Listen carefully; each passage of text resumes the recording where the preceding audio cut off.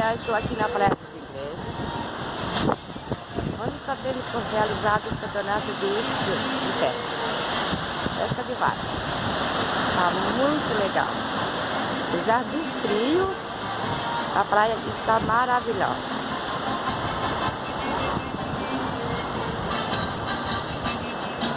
Estás participando, moça? Do campeonato?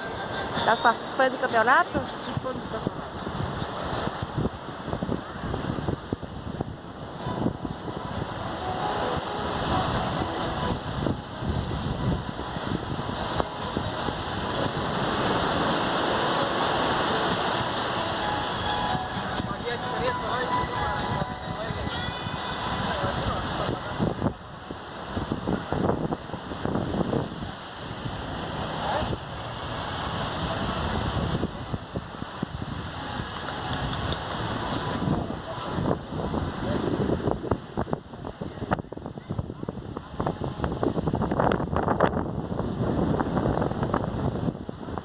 Participando, Michel?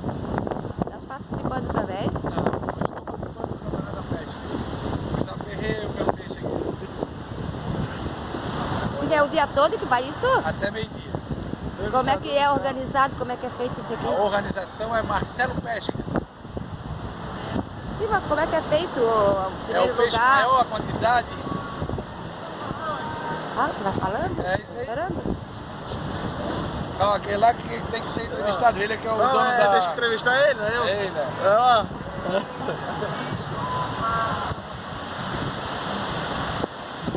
Não quero falar, mano. Eu estou perguntando para eles como é que está sendo organizada essa pesca, como é que é feito o primeiro lugar, como é que se dá as coisas. Ali são 4 troféus, de primeiro ao 4. É quantidade e peso, que é feita a soma.